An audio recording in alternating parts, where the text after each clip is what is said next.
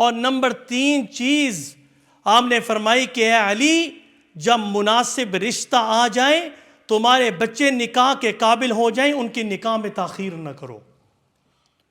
اور تاخیر تو ہم کر رہے ہیں. بچوں کے دماغ کے اندر بچہ بڑا ہوتا ہے 15-16 سال کا تو اس کے ذہن کے اندر یہ بٹھا دیا جاتا ہے کہ بھائی تیری شادی جلدی نہیں ہونی ہے، تو اسے نکہیں تو بہت چھوٹا ہے، تو گھر لے گا، پڑھائی پوری کرے گا، گھر کے بعد جاب آئے گی، پھر جب گاڑی آتی ہے، مکان آتا ہے، جاب آتی ہے، بائی دا ٹائم وہ 30-35 سال کا بوڑھا ہو چکا ہوتا ہے، پھر اس کی شادی کا انتظام کیا جاتا ہے. اور درمیان کے معاملے میں اگر وہ گناہ کے اندر مبتلا ہوگا تو جہاں وہ اللہ کے سامنے مجرم ہے تو والدین بھی مجرم ہیں، کیونکہ والد کی یہ ذمہ داری یہ ہے کہ جب بچہ بالغ ہو جائے اس کے نکاح میں تاخیر نہ کرے، جب مناسب رشتہ ملے اس کا نکاح کر دے. اور کئی ایسے واقعات میں جانتا ہوں کہ بچہ باپ کو کہتا ہے میں نکاح کرنا چاہتا ہوں، باپ کہتا ہے نہیں پتر تو اسے نکاح ہی نہیں تو وہ کہتا ہے میں گناہ کے اندر مبتلا ہو جاؤں گا ابا جی میرا نکاح کریں، کہتے ہیں نہیں تو ابھی نکاح ہے، تو اسے چھوٹا ہی. اس کی مثال تو یوں ہوگی کہ باپ کے پاس جائے اور باپ کو یوں جگہ کہے کہ ابا جان مجھے بھوک لگی ہے میں 2 روٹیاں کھانا چاہتا ہوں، وہ کہتا ہے نہیں پتر تنو کو نہیں بھوک لگی تو 1 روٹی کھا سیں. وہ کہتا ہے مجھے 2 روٹیوں کی ضرورت ہے، کہتے ہیں نہیں تو 2 1 کھا. یہ حالت ہمارے معاشرے میں نوجوان کا ذہن بنا دیا گیا کہ تم نے شادی نہیں کرنی، شادی کو بوجھ بنا دیا. بھائی بوجھ اسلام نے تو نہیں بنایا، بوجھ ہم نے بنایا، بوجھ معاشرے نے بنایا ہے. شادی کرنا تو انتہائی آسان ہے لیکن ہم نے مشکل کر دیا اس کے لیے. نوجوان سمجھتا ہے کہ میرے پاس یہ چیزیں نہیں ہوں گی میں نکاح ہی نہیں کر سکتا. دیکھنے کا شکریہ. مفتی عثمانی کے بیانات اور شرعی سوالات و جوابات کو لائک، شیئر اور سبسکرائب کرنا نہ بھولیے. والصلاة والسلام على رسول الله. اما بعد فاعوذ باللہ من الشیطان الرجیم. بسم اللہ الرحمن الرحیم. ان الذین هم من خشیت ربهم مشفقون. صدق اللہ مولانا العظیم. اللهم صل على محمد وعلى آل محمد كما صليت على إبراهيم وعلى آل إبراهيم إنك حميد مجيد. اللهم بارك على محمد وعلى آل محمد كما باركت على إبراهيم وعلى آل إبراهيم إنك حميد مجيد. حضرات محترم، بھائیوں، بزرگوں، دوستوں، نوجوان ساتھیوں،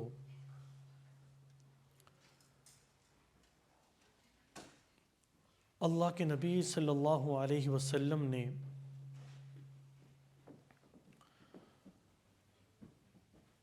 اپنی امتیوں کو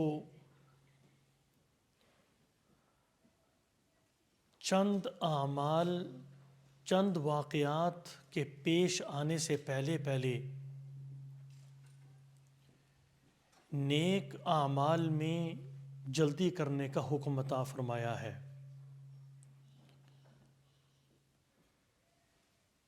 اور آپ علیہ الصلوۃ والسلام نے فرمایا کہ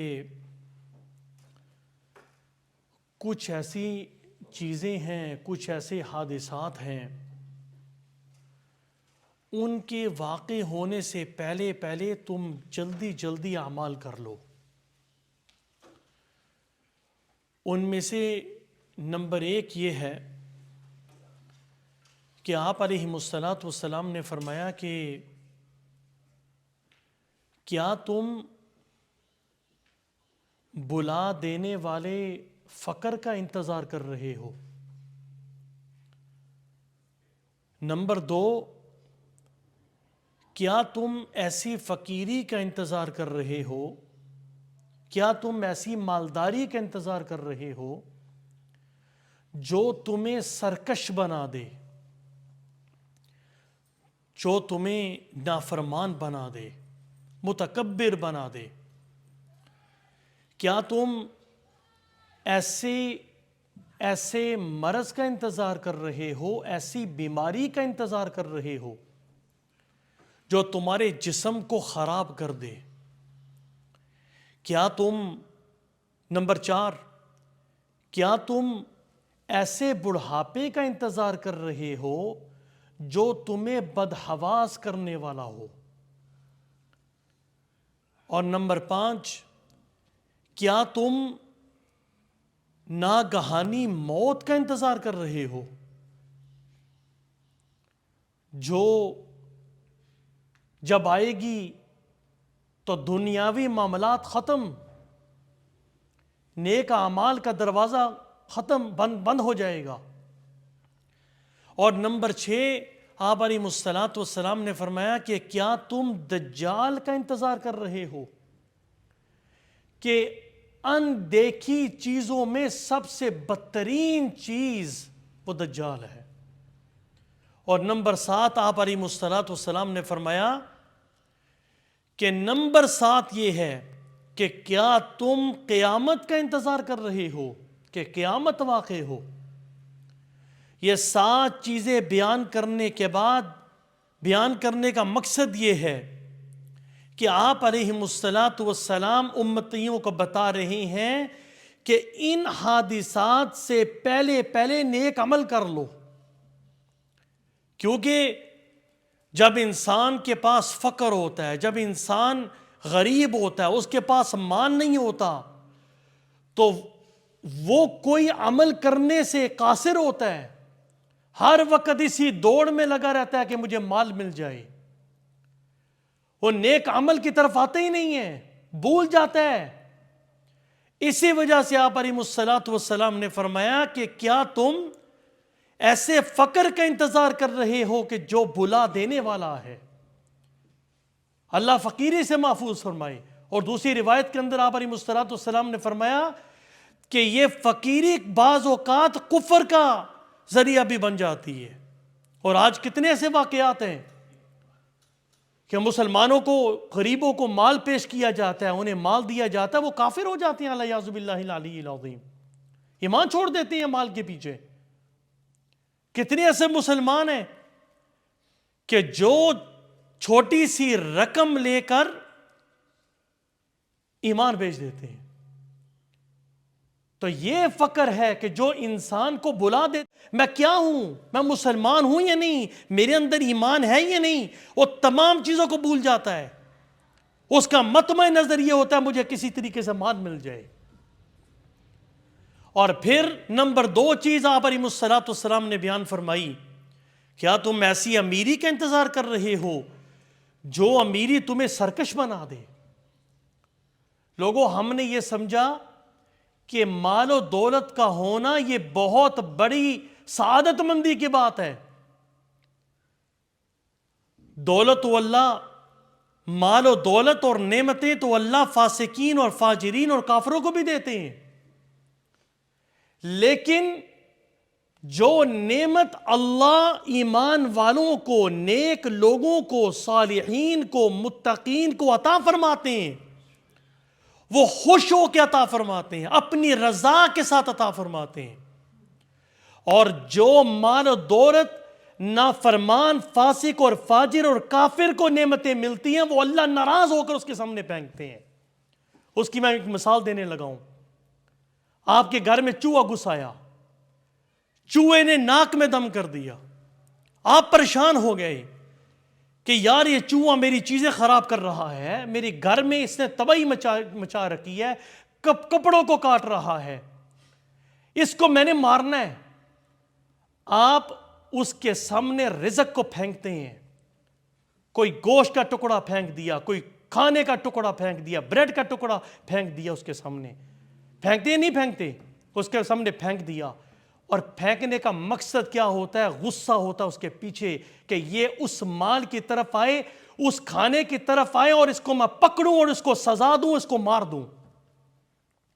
اللہ رب العزت نافرمانوں کے سامنے اپنے حکموں کی دجیاں اڑانے والوں کے سامنے کھانا پھینکتے ہیں، ایسے غصے کے ساتھ پھینکتے ہیں نعمتیں، جاؤ ان نعمتوں کو استعمال کرو، اور ان نعمتوں کو استعمال کر کے میں تمہیں عذاب دوں گا۔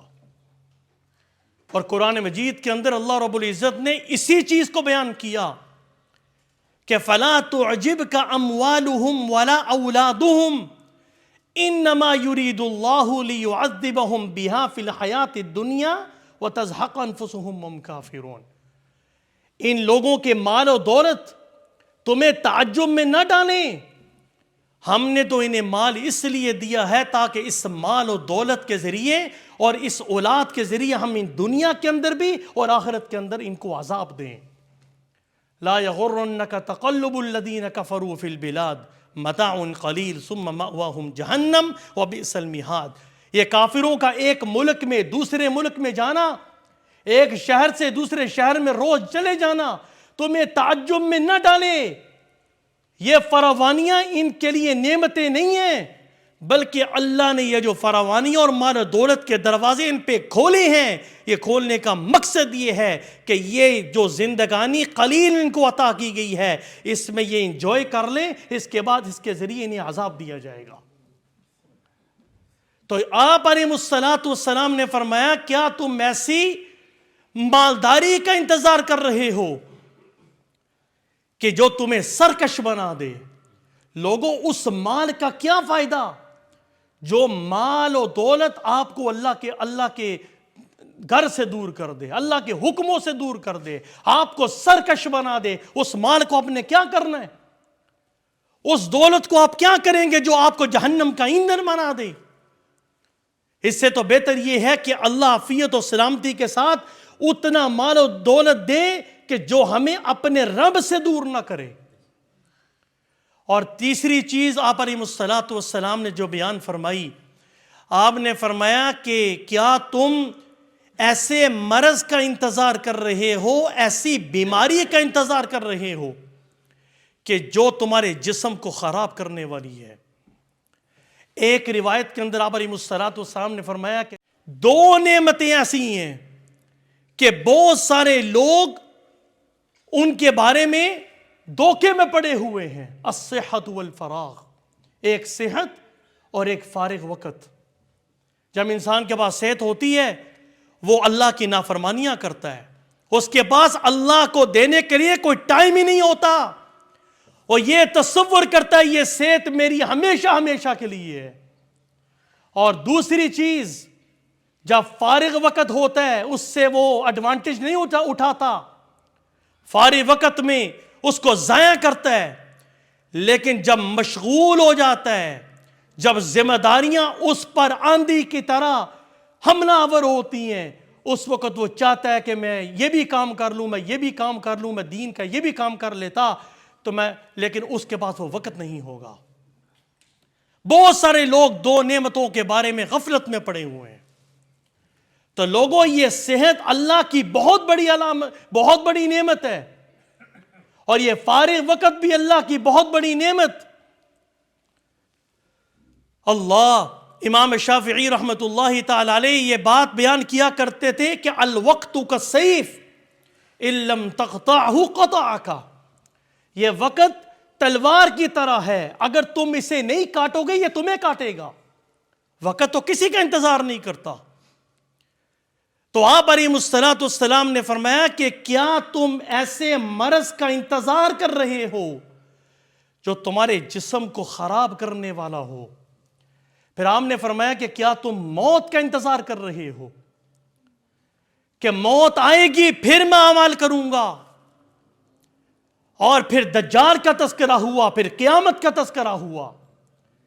میرے بھائیوں، اسلام نے ہمیں نیک اعمال میں جلدی کرنے کا حکم دیا ہے اور ہمیں عقل عطا فرمائی۔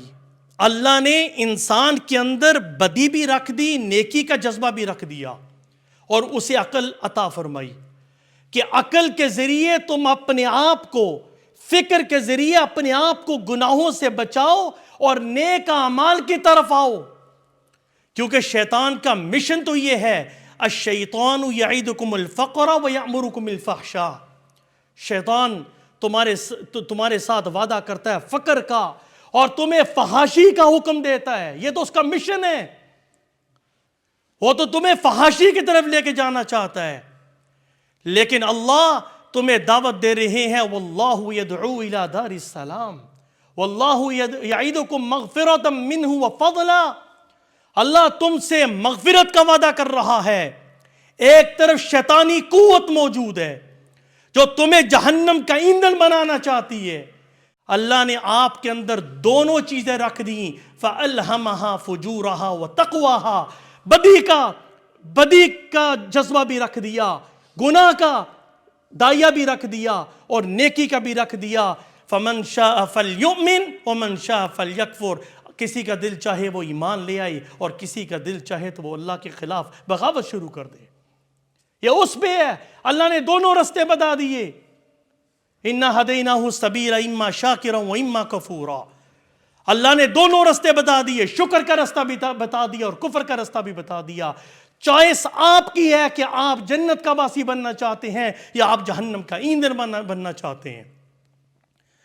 تو انسان کو اللہ نے عقل عطا فرمائی کہ تم اس عقل کے ذریعے تم نیکی کا تعین کرو اسلام کی روشنی میں، قرآن کی روشنی میں، اور گناہ سے اپنے آپ کو بچاؤ۔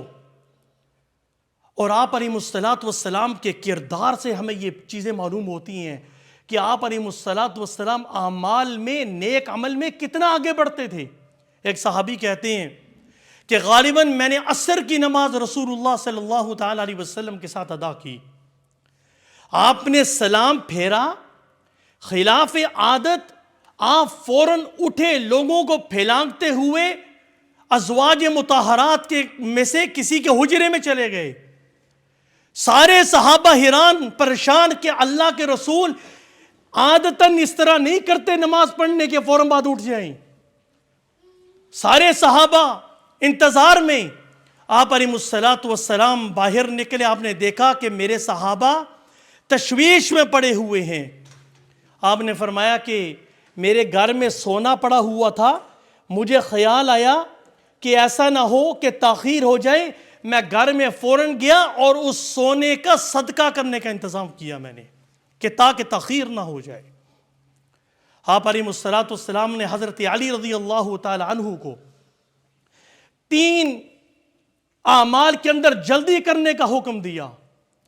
ہم نے فرمایا کہ اے علی، جب نماز کا وقت ہو جائے، نماز کا وقت ہو جائے تو نماز میں تاخیر مت کرو، نماز میں ڈیلے نہ کرو، نماز کو وقت پہ ادا کرو، جلدی ادا کرو جب اس کا وقت ہو جائے۔ پھر آپ علیہ الصلوۃ والسلام نے فرمایا کہ اے علی، جب جنازہ تیار ہو تو اس کی نماز کا اور تدفین کا انتظام کرو، اسے اپنے مقام پہ پہنچاؤ۔ اور نمبر 3 چیز آپ نے فرمائی کہ اے علی، جب مناسب رشتہ آ جائے، تمہارے بچے نکاح کے قابل ہو جائیں، ان کی نکاح میں تاخیر نہ کرو۔ اور تاخیر تو ہم کر رہے ہیں۔ بچوں کے دماغ کے اندر، بچہ بڑا ہوتا ہے 15-16 سال کا، تو اس کے ذہن کے اندر یہ بٹھا دیا جاتا ہے کہ بھائی تیری شادی جلدی نہیں ہونی ہے، تو اسے نکائیں، تو بہت چھوٹا ہے، تو گھر لے گا، پڑھائی پوری کرے گا، گھر کے بعد جاب آئے گی، پھر جب گاڑی آتی ہے، مکان آتا ہے، جاب آتی ہے، بائی دا ٹائم وہ 30-35 سال کا بوڑھا ہو چکا ہوتا ہے، پھر اس کی شادی کا انتظام کیا جاتا ہے۔ اور درمیان کے معاملے میں اگر وہ گناہ کے اندر مبتلا ہوگا تو جہاں وہ اللہ کے سامنے مجرم ہے تو والدین بھی مجرم ہیں، کیونکہ والد کی یہ ذمہ داری ہے کہ جب بچہ بالغ ہو جائے اس کے نکاح میں تاخیر نہ کرے، جب مناسب رشتہ ملے اس کا نکاح کر دے۔ اور کئی ایسے واقعات میں جانتا ہوں کہ بچہ باپ کو کہتا ہے میں نکاح کرنا چاہتا ہوں، باپ کہتا ہے نہیں پتر تو اسے نکاح، نہیں وہ کہتا ہے میں گناہ کے اندر مبتلا ہو جاؤں گا، ابا جی میرا نکاح کریں، کہتے ہیں نہیں تو ابھی نکاح ہے، تو اسے چھوٹا ہی۔ اس کی مثال تو یوں ہوگی کہ باپ کے پاس جائے اور باپ کو یوں جا کے کہے کہ ابا جان مجھے بھوک لگی ہے، میں 2 روٹیاں کھانا چاہتا ہوں، وہ کہتا ہے نہیں پتر تینوں کو نہیں بھوک لگی، تو 1 روٹی کھا سیں۔ وہ کہتا ہے مجھے 2 روٹیوں کی ضرورت ہے، کہتے ہیں نہیں تو 2 1 کھا۔ یہ حالت ہمارے معاشرے میں، نوجوان کا ذہن بنا دیا گیا کہ تم نے شادی نہیں کرنی، شادی کو بوجھ بنا دیا۔ بھائی بوجھ اسلام نے تو نہیں بنایا، بوجھ ہم نے بنایا، بوجھ معاشرے نے بنایا ہے۔ اس شادی کرنا تو انتہائی آسان ہے، لیکن ہم نے مشکل کر دیا اس کے لیے۔ نوجوان سمجھتا ہے کہ میرے پاس یہ چیزیں نہیں ہوں گی، میں نکاح ہی نہیں کر سکتا۔ تو بہرحال ہمیں یہ حکم دیا گیا کہ وَاسْتَبِقُوا الْخَيْرَاتِ، نیکی کے کاموں میں جلدی کریں۔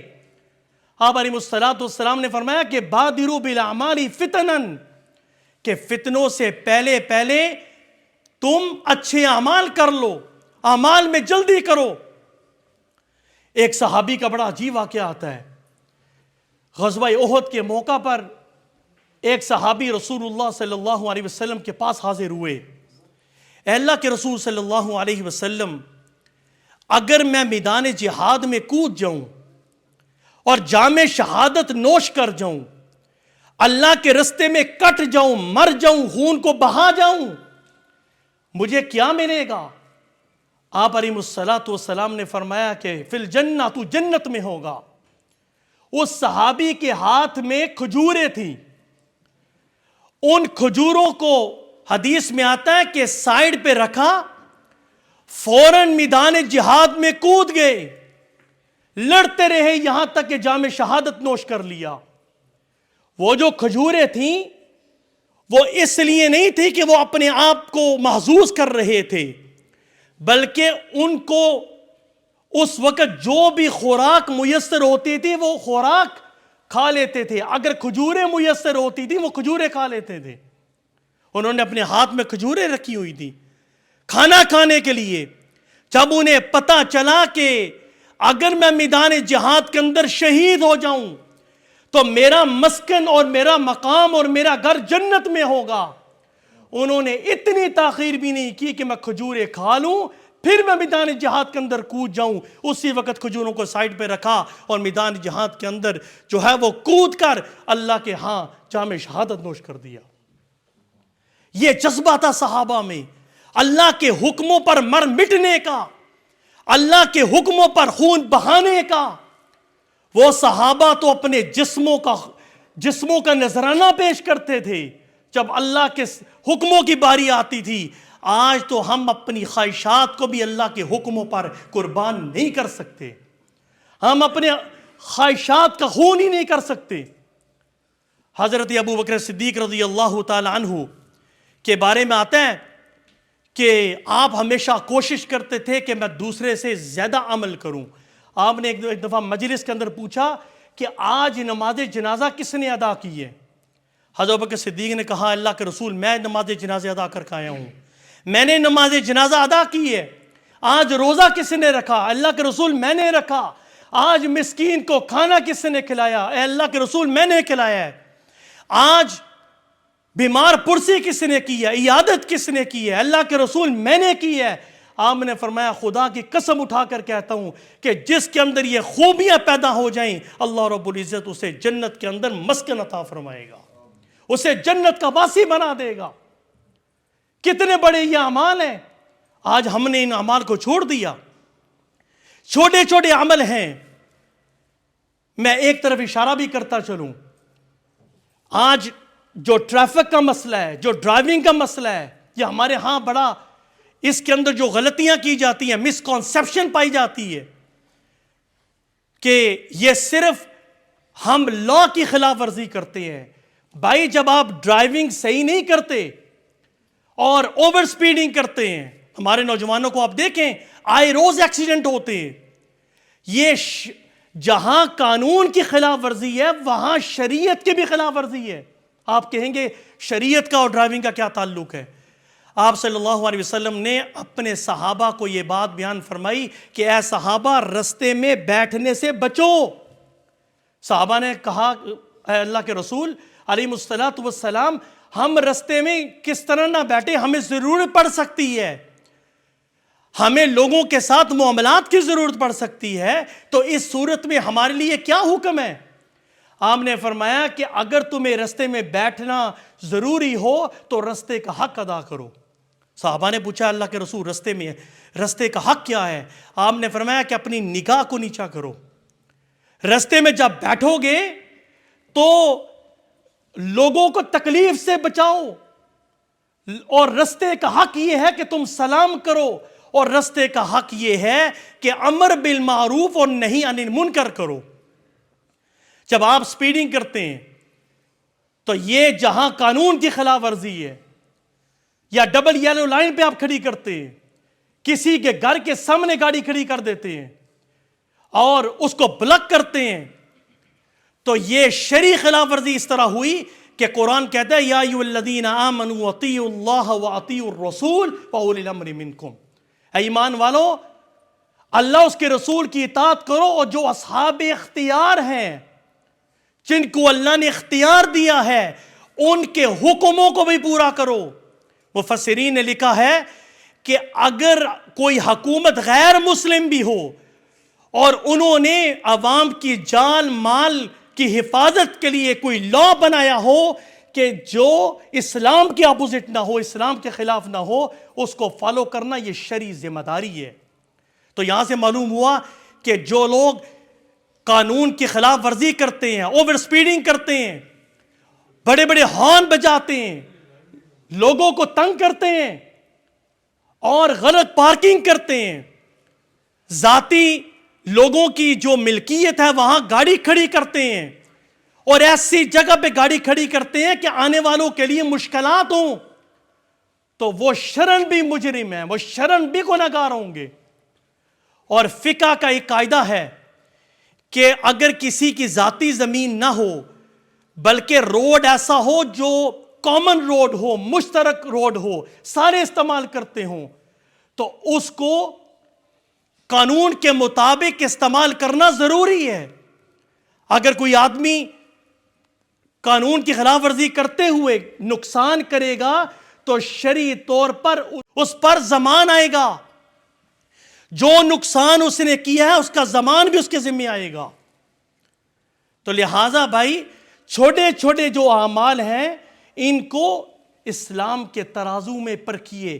ہم مسلمان ہیں، آپ علیہ الصلوۃ والسلام کے کلمہ گو ہیں، لیکن ایک کلمہ گو دوسرے مسلمان کے لیے حتیٰ کہ دوسرے انسان کے لیے بھی پرابلم کریٹ نہیں کرتا۔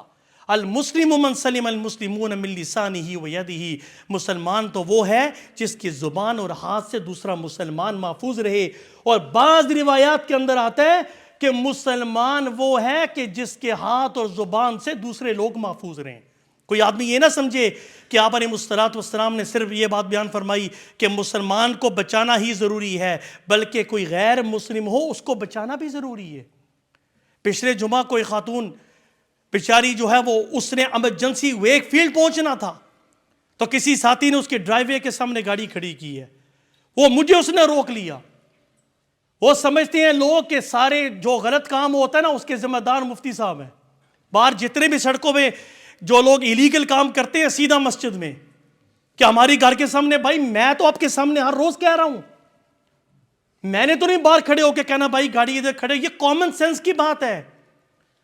اب وہ بیچاری کہتی ہے کہ میں ویک فیلڈ میں پہنچی ہوں، لیٹ ہو گئی ہوں، میری اپوائنٹمنٹ جو ہے وہ لیٹ ہو گئی ہے، اور میں بیمار ہوں، میری طبیعت ٹھیک نہیں ہے۔ تو یہ شرعی طور پر کتنا بڑا جرم ہے۔ آپ اپنی سہولت کے لیے نماز پڑھنے کے لیے آئے اور آپ نے دوسرے مسلمان کے لیے جو ہے پرابلم کریٹ کی، یہ درست نہیں ہے۔ یہ وہ باتیں ہیں چھوٹی چھوٹی۔ آپ کو پتہ ہے آخری بات کیا کہ اپنی بات خود ختم کرتا ہوں، آپ علیہ الصلوۃ والسلام نے فرمایا کہ میری امت کے لوگوں کے اعمال کو میرے سامنے پیش کیا گیا۔ کہ کن کے اعمال کو پیش کیا گیا؟ میری امت کے، یعنی آپ صلی اللہ علیہ وسلم کی امت کے اعمال کو۔ آپ نے فرمایا کہ سب سے بہترین عمل جو میرے سامنے پیش کیا گیا تھا وہ یہ تھا کہ رستے سے کسی رکاوٹ کو ہٹا دینا، سب سے بہترین عمل۔ اور سب سے برا عمل جو میرے سامنے پیش کیا گیا وہ یہ تھا کہ مسجد میں تھوکنا اور مسجد کی صفائی نہ کرنا، یہ سب سے برا عمل میری امت کا میرے سامنے پیش کیا گیا۔ اللہ ہم سب کو عمل کرنے کی توفیق عنایت فرمائے۔ وآخر دعوانا الحمدللہ رب العالمین۔